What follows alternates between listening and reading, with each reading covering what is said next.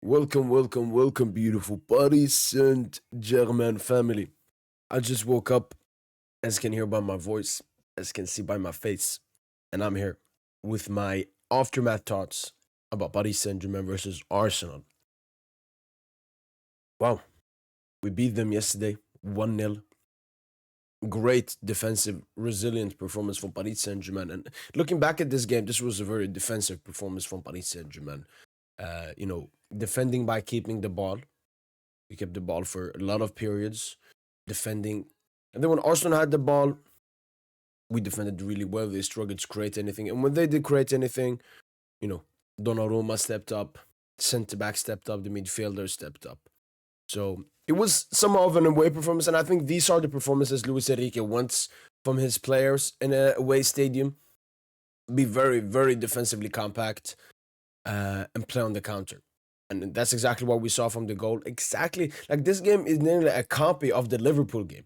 Liverpool game, it's the same thing. Nuno to Dembele, Dembele to the winger back to Dembele, Dembele scores. This time, the same thing. Nuno to Dembele, Dembele to Kvara, Kvara to Dembele, Dembele scores. So these two are actually very similar games on how Paris Saint-Germain approached the game. Now, looking a bit at Arsenal, I think Arsenal still, this was a good game for them.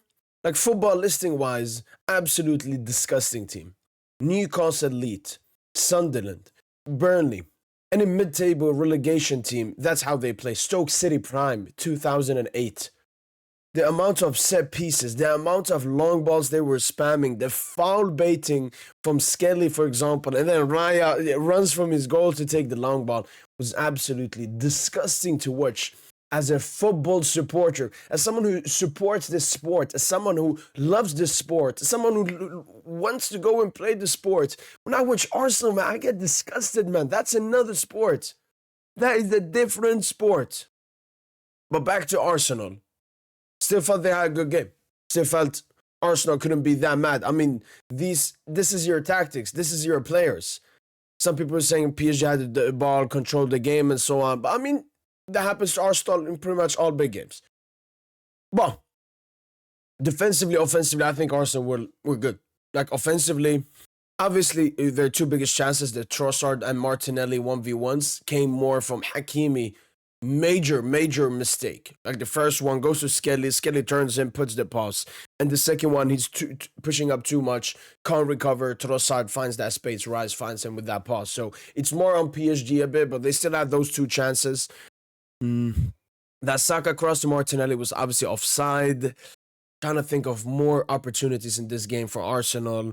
Obviously, every set piece I was shitting myself because, I mean, Arsenal are, I don't know, probably the best set piece team of all time. And they're still missing like Kai Havertz and Gabriel, obviously.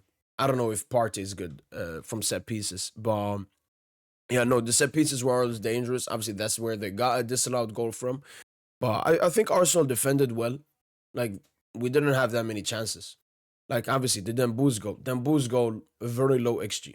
That is not, Arsenal still, Dembele scored from a very difficult opportunity. Then I remember we had a Kvara shot, Gonzalo hitting the crossbar. That Barcola miss, it's definitely offside. So I don't count that one. Dewey obviously had a shot, came from Dembouz. So I think when you look at the chances from both teams, I think it was a really even game when you look at chances. Like, the difference is Trossard missed, Dembele scored. That's why it's 1-0. But Paris Saint-Germain definitely controlled the game. This was played at the Emirates. This was the stadium where Arsenal are supposed to impose themselves. But Paris Saint-Germain had control majority of this game. Sure, Arsenal had some moments of periods of dangerous chances or just threat from set pieces and so on, or having the ball. But generally, Arsenal, when they had the ball, when it was not a set piece, and there was an acre of space because Hakimi had pushed up, it was really hard for Arsenal to create chances. Very similar to PSG, it was still very hard for us to create chances versus Arsenal. One thing I mentioned before, previous to the game, which I saw as well, the recovery of the Arsenal players is top. Probably the best side we've come up against when it comes to recovery. Like every single time we had a little bit of spacing behind, a little bit of an opening, trying to counter versus Arsenal, bomb, I see 10 players defending, 10 players back. So I think it was somewhat of a even game when you look at the result, performance-wise. I think PSG played better than Arsenal, especially with this game being played at the Emirates. And yeah, I'm very proud of this team because there are so many agendas. The first agenda is that we're not the best defensively. Just because we concede goals doesn't mean we're not the best defensively. That's why I always look at the biggest game. When we went to Anfield and had to defend for 120 minutes and keep a clean sheet, we did that. When we had to go to the Emirates and keep a clean sheet for 90 minutes, we did that. So when our players care about defending, maybe the best in the world. I haven't seen a side do this. I haven't seen this. I haven't seen this defensive resilience from any other team. Yes, sure, Arsenal are very good defensively because they fucking have like 6 defenders on the pitch and a bunch of DMs and everybody's recovering and everybody's 6 for 4. This team is just an individual talent. Like talking about, some areas we're looking at before the game, like Saka, Nuno. Saka didn't even attempt to dribble past Nuno in this game, man. I don't even think Saka potentially completed a single dribble. And shout out to Nuno. Because one thing I realized from Nuno in the game, maybe in 30th minute, he's playing differently versus Saka than Salah. Why? Because Saka, I've always said it before, he's not an attacking dribbler. He's a reaction dribbler. What that means is he's not going to go at you. I mean, he's going to come closer to you, but he's not going to go at you. He's going to come closer to you, then he's anticipating. Just like Sancho did versus Nuno. He's anticipating for, Nuno to try to tackle, to try to win the ball, and bam, that's when Saka goes. But Nuno, what he did, he was just chilling. He was just ready for if Saka's going to go to the side. That's all he was waiting for. And so a great performance defensively from Nuno Mendes. Just keeping an eye on Saka and making him just shit his pants. Let me see Saka's dribbles here. 4 out of 7. I don't even remember them. But yeah, let's take a look here at the team here from both sides. Yeah, I mean, Donnarumma, absolutely huge performance from him. Mainly 2 saves, but yeah, very good performance from him.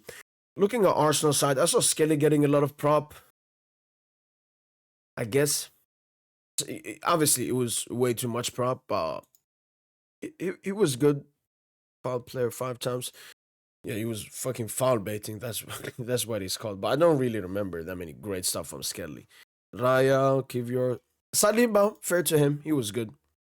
He made some good tackles. Timber, Merino. Yeah, Merino in midfield is absolutely dead, both defensively and offensively. Rice. Yeah, he was absolutely garbage. Martinelli, Trossard, obviously missed the 2 biggest opportunities of the game. That's basically to summarize this Arsenal team. You have some mid to good performances, and the rest are just costed the team. Paris Saint Germain, Hakimi needs to do better. Vitina needs to do better. Honestly, Doué needs to do better. He did a lot of stuff that I enjoyed to watch, obviously, but it didn't lead to anything. I mean, he still had a good shot that could have gone in. That was a good save from Raya, but well, I mean, yeah, I'm very happy. I predicted 2-1. We got 1-0, exactly 1 goal lead. Yeah, this team is so mature, is so experienced. I remember the gimmicks. Oh, PSG conceded to Villa 3 goals. PSG lost to Nice. What kind of form are they in? And as soon as I heard that, I knew that. I was like, you hate PSG? You hate PSG? You don't want PSG to go through. So you're garbaging up stuff that doesn't even make sense. Why would anybody care if Villa scored and we were 5-1 up? Why would anybody care about Ligue 1 suddenly, especially when we've already won the league? Yes, we lost the unbeaten streak, which hurt a lot. But how is that going to negatively affect these players? And then Arsenal, how they treated this game. Like the videos that Arteta was pushing out. Like, the fans got to be here. This is a big game. They made the big game a bit too big for themselves. And I want to end this with slightly talking about the upcoming game versus Arsenal, obviously, next week. We got to perform again. Because, as I said, this Arsenal side in football performance, not top side. not how they play football. That's not how a top side plays.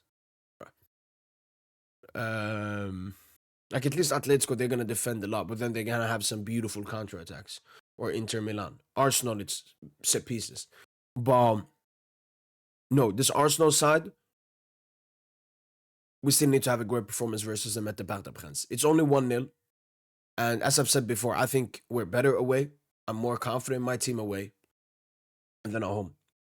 And I think Arsenal definitely will have a point to prove. I said this before the game. I felt Arsenal, the players, the club, everyone, they ate too much after that Madrid 5-1. They became a bit arrogant. They became a bit overconfident. Too much pressure on the players as well. Now going to the second game, 1-0 behind, there's going to be less pressure on the Arsenal players. Partey obviously back. That's the only major change for this Arsenal team going into that game. But we will have to perform well once again. And as I saw, for me, the thing I didn't like from my team is we didn't create enough offensively, I felt, in this game. Like we had two big chances, actually only one big chance, because one of the big chances they're counting is offside, I think. But yeah, we need to have another great performance.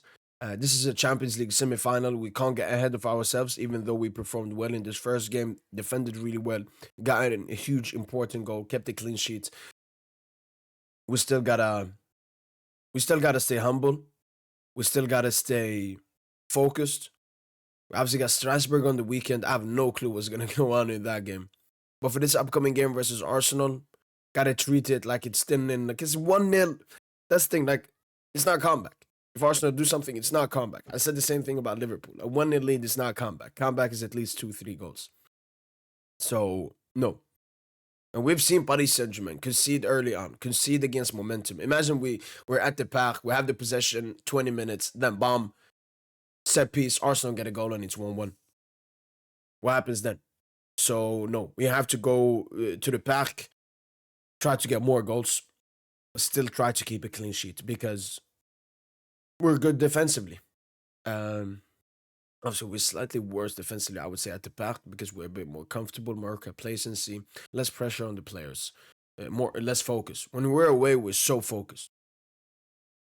At home, we're chilling a bit, we're vibing a bit. We're in Paris at the Parc, vibing. So no, we gotta be 100% focused for the upcoming game. But yeah, that's pretty much it for my thoughts I've had. Yeah, hopefully you guys have enjoyed this video. I'm going to be live with Inter Barca later today, so make sure to tune in for that. And as usual, allez, allez, les paris.